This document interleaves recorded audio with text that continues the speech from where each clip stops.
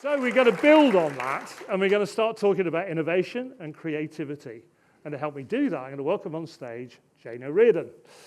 Jane, as you know, is chair of Caravan, Red Engine, or just on any D at Red Engine now, and Turtle Bay. Jane, come and join me on stage, please.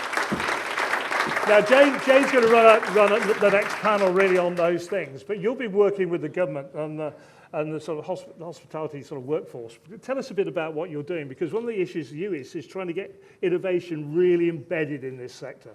Yeah, and I mean, just to sort of backtrack, I suppose, and to explain a little bit about what the Innovation Working Group is.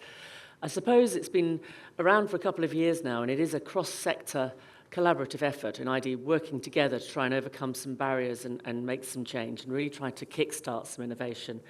We did a bit of research. We realised, even before the budget, that labour productivity was quite important.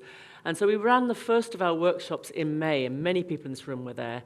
It was facilitated by Oxford Brookes, and we came out with quite a lot of actions from there, from the workshop in May. And the idea is taking those forward in a collaborative way. Some of those outputs were quite straightforward. It became very clear to us that innovation is different for different people. So what I think is innovation may not be the same for you. We're a very broad sector, very, very different operating models, and actually also different sizes. So what maybe a business like Pret thinks is innovation is very different from what 3 pubs in Norfolk think is innovation. And we realised that pretty early on. So there were some real sort of gaps in the knowledge base. So some of the interventions we're doing are really straightforward. They're peer-to-peer learning. They are regional working groups. There's a lot of helping people buy better. There's just a sort of a knowledge spread that we're trying to facilitate. But there were some issues that came out that require more work of us working together, working in collaboration, but also maybe with a bit of external help. And so we are taking forward into the sort of next phase. When I say we are all taking forward into the next phase. Open AI, so the idea of creating more connectivity. And when you're all aware of this, if you've tried to plug in any new tech, you all know it's not plug and play, but plug and pay, and it costs a lot. So an idea of trying to get our systems to talk together and overcome some of those massive barriers for why you can't do all the wonderful whizzy things that Peter put up on that slide. And then there's a second issue, which is access to consumer data. We talked about how important that was and how democratizing data is important for all of us to make better decisions and better judgments.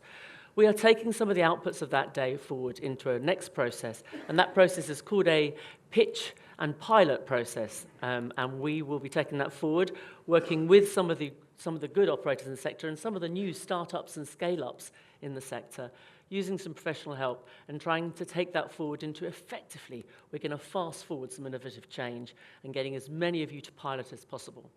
And the reason why that pitch process to all of you is important is because shortly I'm going to give you a QR code I'd like you all to take a photograph of. That's going to be at the end of the session, it'll be on the screen. Yeah. Good, well, Jane, right, let's take this on. I'll leave you to introduce your panel. Okay, so I have joining me on stage 3 leaders from the sector who I hope you all know, but they are very much leaders in innovation, but they also share another common thread in that they're in the Innovation Working Group. But today, really, we're going to talk about innovation more broadly in their businesses and some of the challenges they've faced and some of the good things that they've done as well. So I'm going to welcome to the stage Gavin Adair, who is the CEO of Rosa's Thai. Come on, Gavin, come grab a seat. Tom James, who's the Managing Director of Bills.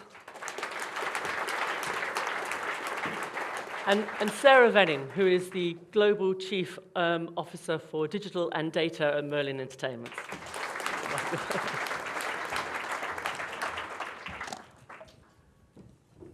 Thanks, guys. Right, brilliant.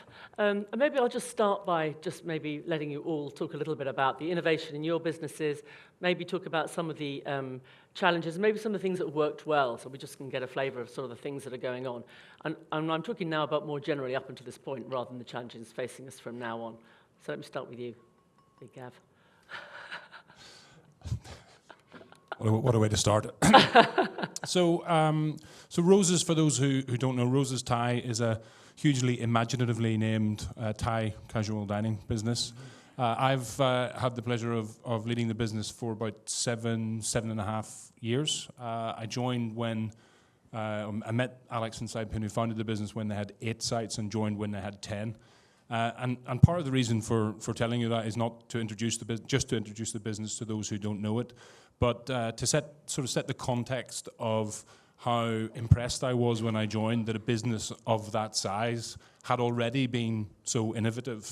They were way ahead of what I expected in terms of the systems that they had in place, the processes they had in place, and the way they thought about innovation.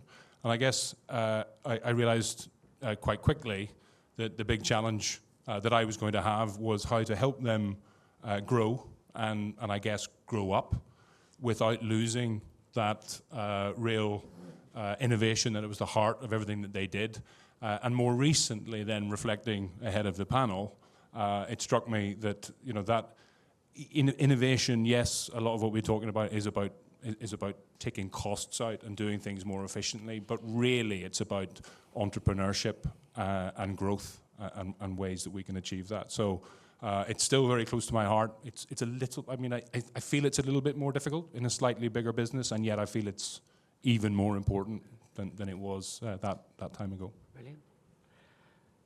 Tom. So I sort of have an opposite story. I joined Bill's 3 years ago, and obviously Bill's has been around for 20 years and a great brand and a great business, but we were well behind, I'd say, where the industry benchmark for technology is, which was incredibly exciting because there was a lot of opportunity, and we put together a huge action list to sort of turn this around, and that focused on two really key strategies. One was obviously efficiencies and managing costs, and how we introduced and built a new tech stack for the business that allowed us to do that. But on the other side of the coin, it was, businesses that have been around for so long, we were really struggling with relevance. And I think I took a lot of keys and a lot of leads from other industries, retail, tourism, in terms of how important it was to have a really robust digital strategy, focus on data analytics, personalization, and being able to talk to our audience in the right way through websites, social media, emails. And that, I have a bit of a hack in that my wife is a CDO in retail and has been for 5 years. So we had some incredibly romantic evenings talking about CRM systems and how they optimize emails and websites. But that's been incredibly fruitful for us over the last 2 years and will continue to be core to our strategy in mitigating the costs in the next few years. Sarah. Fab. So I'm at Merlin Entertainments, which is quite a different type of business to many in the room. We operate all the Legoland parks globally, Madame Tussauds, Sea Life aquariums, lots of the theme parks like Alton Towers and Thorpe Park. Maybe some of you have been to some of our Halloween extravaganzas over the last month. And hospitality is a kind of really critical part of our business alongside a number of other aspects. And Merlin's interesting because if you talk to somebody at Merlin, they would say that innovation, creativity is absolutely what we do, and it's right at the heart of our business. And I mean, we've been amazing for years and years at creating beautiful roller coasters or brand new figures at Madame Tussauds, and giving our guests a really great time when they come into our world. But we've really not focused on innovating through digital and data. I think Merlin's just kind of thought it's not really our thing. We are a location-based business. We exist in the real world, people talked about quite a bit. And the fact is these days that all of our real world is a bit of a hybrid of physical and digital experiences. And people come to us, we're like, in some ways we are the ultimate discretionary spend. They come to us to have just the most fun ever. And they come for an emotional reason. And while you get incredible thrills when you go on a roller coaster, or you can explore your curiosity when you're going to an aquarium, actually there are other adjacent industries that are using technology and data in an incredible way to meet those emotional need states. So whether you're talking about gaming, for example, I'm sure lots of you in the room are gamers, probably lots and lots of your kids are gamers, and those worlds, if you're in Zelda, if you're in Super Mario, what you can explore there is not that different to what people are coming to our world for. So if we're going to continue to delight our guests, it's essential that we really explore the world and understand the world of digital and data. So for us, innovation with tech is partly about the guest transformation. It's also partly about our team transformation. Everything that's been said about productivity, optimizing cost base, also really matters. And also, we're putting more digital and data into our rides and attractions themselves. Yeah, brilliant. And when we talk about using technology to help with labour productivity or with connecting with our consumers, we aren't talking about taking the hospitality out of hospitality. I have to keep saying this because I regularly come across people saying, well, we're all about human interactions with human. We're talking about enhancing that and improving that. And it's getting over that sort of barrier. I don't know whether any of you had felt some of those challenges when you're talking to your teams about, because I know, for example, Tom, you just put a whole lot of order and pay in, and I do remember because the old and the great of Newbury didn't like it. Yeah, I think that was one of the real challenges for us, actually, first starting with the teams, is that most good operators, they come up with a playbook, and they've been successful over the years because they follow a structured approach to doing their rotas, being on the floor, steps of service. And so change is normally looked upon as a challenge, and with frowning grisly faces when you sort of say, look, we're bringing technology, we're changing our service steps, we're changing the guest experience. And I think we took a sort of different approach, which was we found the most grisly, difficult general managers within the business. We don't have many of those.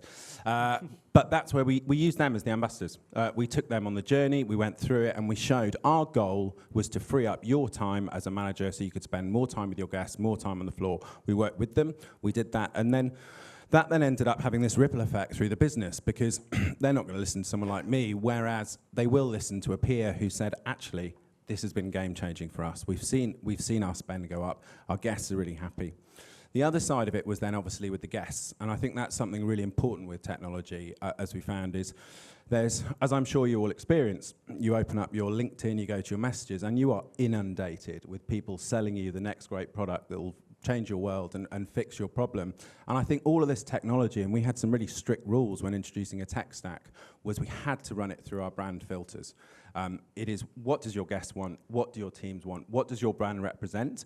And some technology that actually looked really good, and certainly from an FD's perspective, they were high-fiving and saying, we have to get this into the business. This is going to save us 3 or 4 points.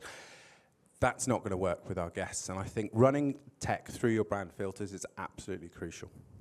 And just to pick up on that, and specifically on order and pay, that's something that maybe 4 years ago we looked at and we trialed, thinking we were being hugely innovative. Lots of other people have been doing it for a long time.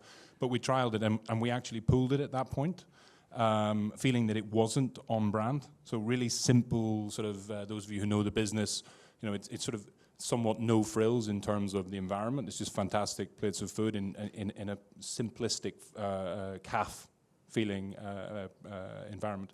And it didn't feel right. It felt that maybe customers wouldn't get it. And of course, everything goes full circle. And we're back up and running with it again, thank God, when Peter shows his slide showing that whatever it is, 68% of Gen Z want it. So I think, yeah, the two need to go very close hand in hand, don't they?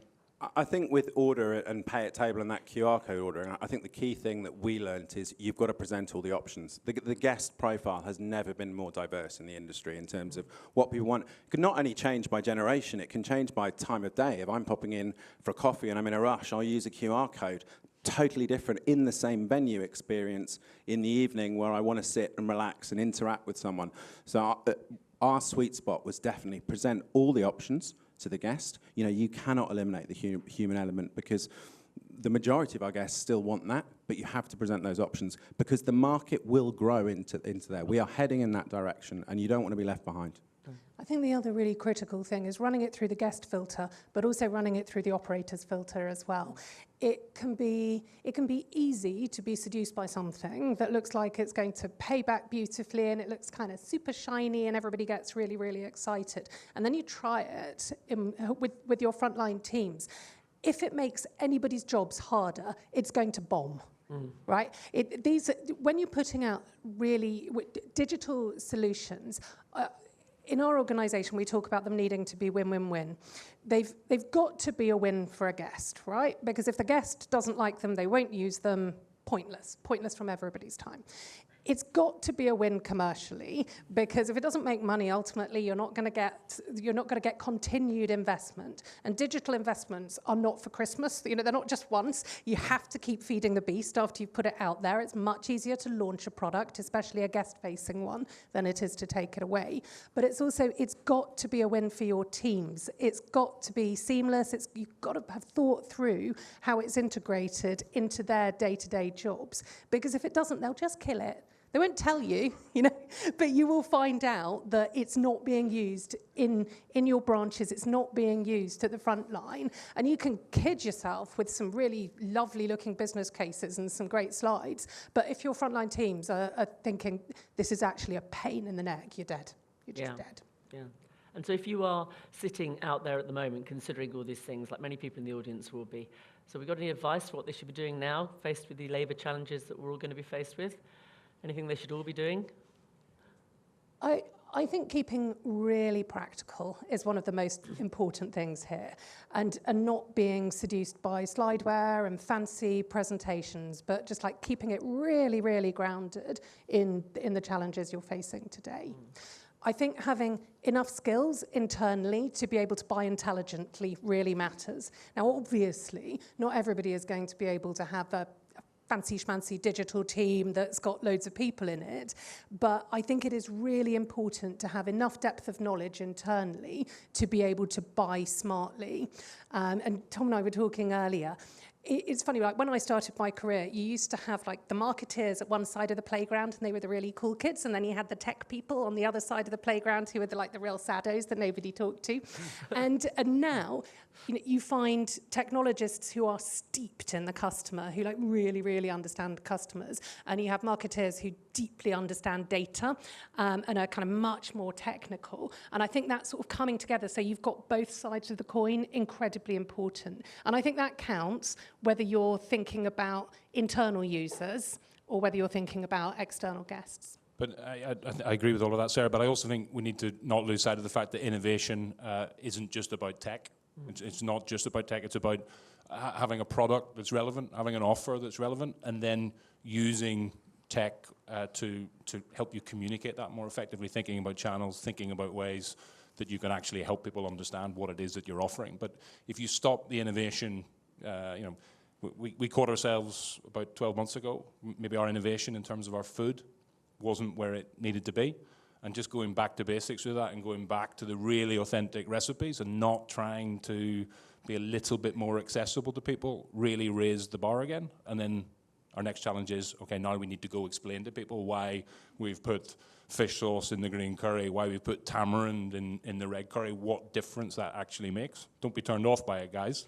It's a fantastic flavor improvement. So yes, there are all these tech, similar point you were making, Sarah, there's all these tech opportunities and things that can seduce you, but don't lose sight of why we exist in the first place.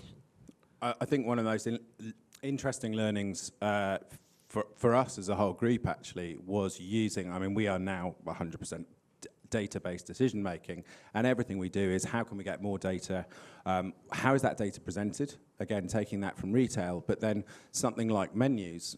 Again, last year's menu change was our first one that was a database menu changes, and there were some real revelations where dishes that we'd been passionate about for, they've been on the Bill's menu for 10 years. Once you start using and able to use AI actually to analyze your reams and reams of TripAdvisor reviews and Google reviews, and it starts telling you things about your guest and your menu that you may not have seen through menu innovation sessions or focus groups. And I think the more effectively we can gather more data, understand what our guests want, and then use that to make these decisions on things that traditionally you'd get 10 chefs in a room and they'd say we fancy, and whoever had the loudest voice would be the dish on the menu, and that's changing now. Do you know though, I could be radical, and I'm a technologist, so you wouldn't necessarily expect me to say this, but I am still a believer in the highly refined gut.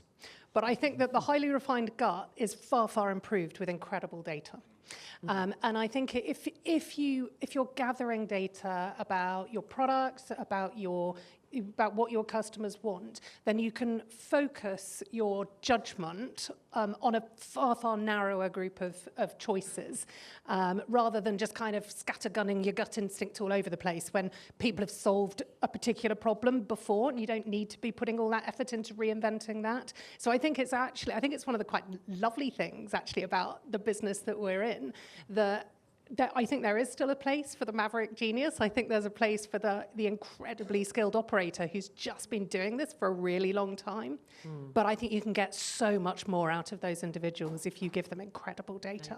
Yeah. And that's obviously tying back to some of the outputs from our workshop in May.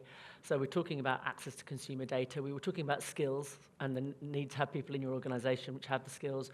We were talking about enabling people to know what to buy, because there isn't a which report, by the way, for hospitality on what to buy, in case you're looking for what to buy. Most people don't know. They hear all these whizzy things, as Sarah mentioned later. How do you get seduced on what to buy?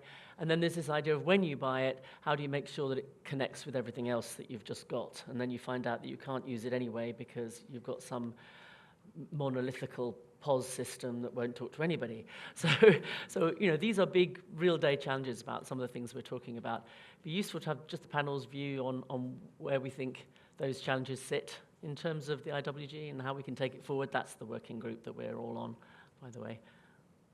I think the point you just made then is the biggest risk, I suppose, is a heck of an investment investing in all these systems. Our tech stack is currently 26 products for a brand of our size. And what you don't have is it's normally done through speaking to other people in the industry. Obviously, you meet the providers and go through there. But that middle, I suppose, central resource to understand which products do what, to get that stamp of approval, I think would be so useful for the industry. Because there are so many varied levels of understanding of technology within hospitality and what all the companies do, that as a benchmark, I think would be a really good starting point. Yeah. And linked to that, I think, Jane, you might have said this during your introduction, the other piece that I bore you with slightly when we do talk about this is that what is innovative for one business is just, such old news for another business. And so depending on where you're at in your journey, depending on the size of the business, depending on your access to resources or people or whatever it is, there might be some really basic things that we can share with the wider industry, which will transform individual businesses, but seem like such old hat for other people. So, I'm absolutely not volunteering for lots of mentoring and buddying systems to everybody. But and by the way, you could do a lot better. But I do think as a sector, we should think about that, like how we can somehow structure that information sharing or that personal one-on-one time, so that businesses who've had the luxury of the resources or the time spent looking at things can share that more widely. Yeah, definitely one of our outputs. And Sarah, not everyone can invest in a Sarah in this sector. So if we haven't got a Sarah, we should be investing. Yeah, I'll be going to you, Sarah. Yeah. I think one of the things that we can do is really help everybody think about what are the skills that you need inside your organization to make sure that you're on this bus. I mean, it's only going one way, right? And I think that many of our businesses don't need a kind of a huge, fancy, super expensive team on it.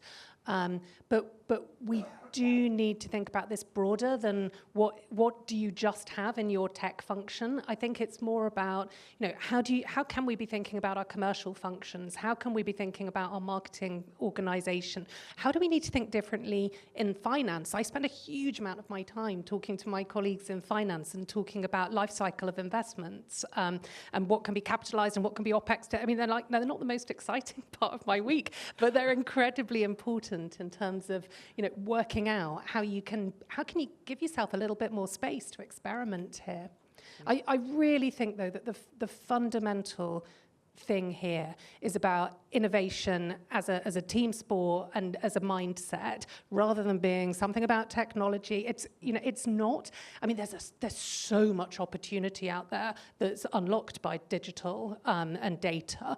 But actually, for us more, it's much more. How do you stay relevant? How do you keep moving as fast as our customers are moving and as fast as our teams are moving? That's why it's fundamental, and I think that's what we can really kind of keep on the IWG. Yeah, brilliant. Fantastic. We've got to keep up with our customers. They're all Gen Zs and the rest of us aren't, that's for sure. I am going to see whether anybody in the audience would like to ask me any questions, else I shall carry on going. You have to have sorry, just hang on for a microphone. Thank you. I was just wondering what the panel thought about whether hospitality businesses should try and build their own technology. Because coming from a technology business, I always feel kind of like it's a very risky thing to do. When I hear about people doing it, I think, oh, why would you? It's like it's hard enough already when you're a technology business, but if you're a hospitality operator, is it ever the right thing to do? Oh my God, Obviously, great I have a point question. of Who view. wants to take that? Buy it off the shelf? Go on, Sarah. Shall I have a go at this? Because Yeah, I spent a you lot might of have time done that. thinking about it. I think it can be important, but it's only really if it's going to enable you to differentiate strategically. That's the area where you should be investing. I think the vast majority of stuff for all of us here, in my business as well, I will buy. And it's the real skill is how you plug it all together. The Lego bricks analogy, kind of because we operate Legoland, and I'm a Lego nerd. I spent a lot of time thinking about Lego. But how you can piece together different bricks that you can buy off the shelf is great. But you'll all know there'll be 2 or 3 things that are absolutely unique and special to your business, and there'll be why people keep coming back to you. If those are areas that can be enhanced with digital, and it could be behind the scenes, it could be about how you onboard people faster than anybody else. Those it's worth considering if there isn't anything on the shelf that you can buy. Yeah. I was just going to add to that point as well in terms of, I completely agree with everything you said, just from an operator's perspective. I think it's making sure that as a brand, when you have these conversations with the products that are available, that you make sure that you're absolutely clear what your expectations of what the product does. And if you get that answer of, oh, it's in 2025's roadmap, the chances are it is not happening and you will never get that functionality. So true. Hi. Question here. Emeka from Chukwu's Nigerian Tapas restaurant. It was a specific question for you, Gavin. You mentioned, obviously, that you pulled the ordering and pay apps after the trial, and I just kind of wanted to know what changed in the organisation, or was it the changing of the interface of the technology that you've now kind of brought it back in? And then the second question I also had was just in terms of the innovative dishes, how do you use technology to help educate the customer base as to why they should have the dish with the kind of fish oyster sauce? Wow, 2 good questions. The first one is pretty easy to answer. Smarter people joining the team than me. Actually, the initial pushback was from our ops team. From our team saying they didn't want it, but it turned out that they just had the wrong perceptions about it. They thought they were going to make less money in terms of tips than they actually did. So they essentially, and Sarah, you're kind of talking about this from the other side, but they effectively blocked it. And I rolled over and had my tummy tickled, and we pulled it.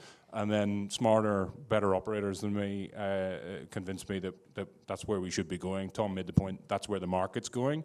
So we've got to give, some customers want it, some customers don't. Let's try and give them an option, but in a way that doesn't conflict with our brand. So that, I think that was, you live and learn. I think it's right for us now, and we're still in the process of sort of rolling it out fully.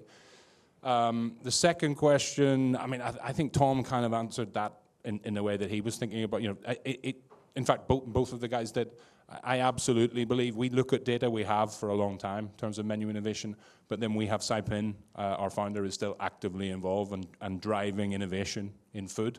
And so, ultimately, when we think about where we want to get to, we let her come up with some crazy ideas, some fabulous ideas, back it up with data, and then make those decisions. The 2 specific dishes I referenced came from individual chefs from different restaurants who during tastings before sign-off said, guys, I can make this better.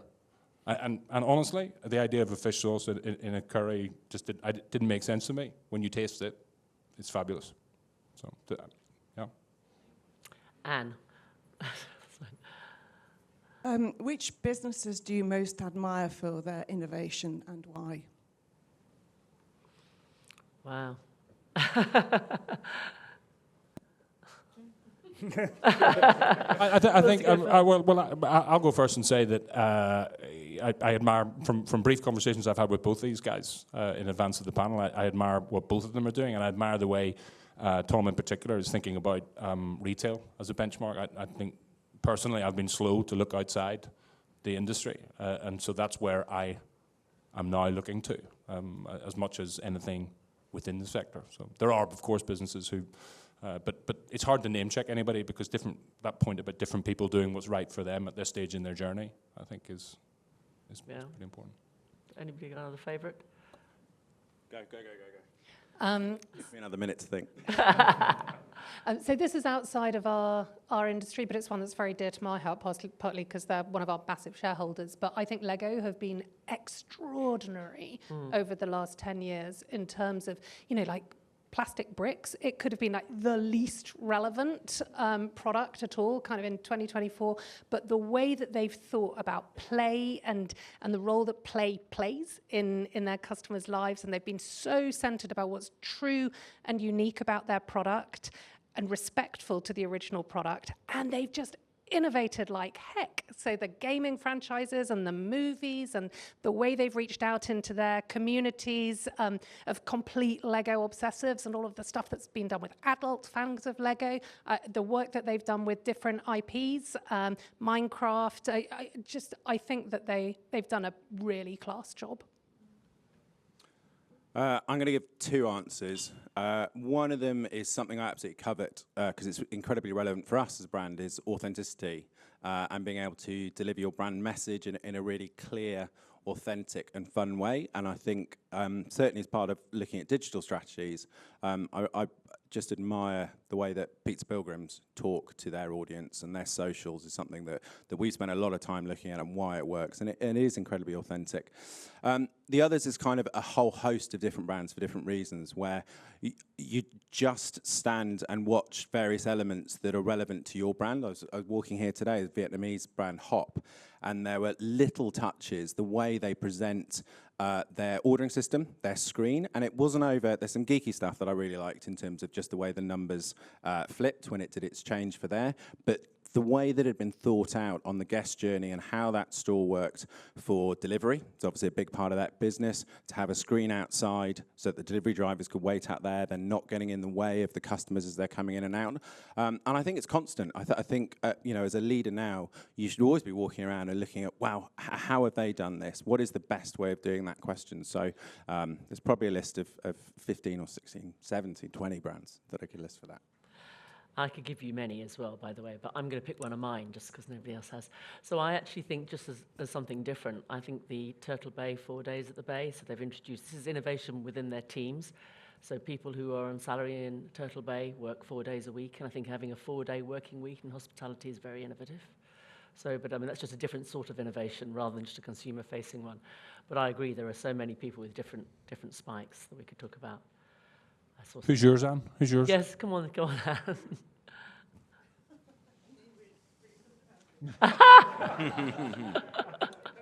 We'll give you time to think, and we'll come and find out later. Sorry. Yes. Hi. Obviously, M&A has been very difficult in the sector, and it's going to get harder as a result of the budget and the cost pressures on businesses. Has any of you got any thoughts on how, in an M&A process or a fundraising process, you show that the way you've used tech creates genuine capital value? Yes, I think that. So are we trying to protect your career? I'm just checking. This is what you're worried about. Are we out of time? I'm quite happy, but it's a genuine point, yeah, because, as it changes so much, yeah, and it's changing all the time, how do you actually evidence, beyond the numbers, that what you've done in tech and the way you've used it is worth a lot of money to somebody, and therefore they'll pay for it? Yeah, I think where we've seen businesses, particularly that have used very, very good CRM and very good data, and actually I know that Tom mentioned it earlier, and we have several other examples of this, and where the data and the consumer marketing becomes so much more targeting that the payback on that marketing is so much more clearly recognizable. And you can really see actually that the investments, proper CRM systems, a big investment. And if you can actually see it driving returns, I have definitely seen that drive up. And nowadays, every time you speak to somebody in sort of an M&A process, and I'm sure many of us have done a few of those over the last few years, when you talk about your digital stats and you talk about the level of engagement you have with your customer base, all investors are now interested in that. What's your digital strategy? How connected are you? You know, what do the stats look like? Are they going up? So I think you are beginning to see it more and more as a metric of value from an investor point of view. Does my panel want to add anything? Or are you all hoping that the clock is... I was going to say exactly what you said, actually. Yeah. So, yeah.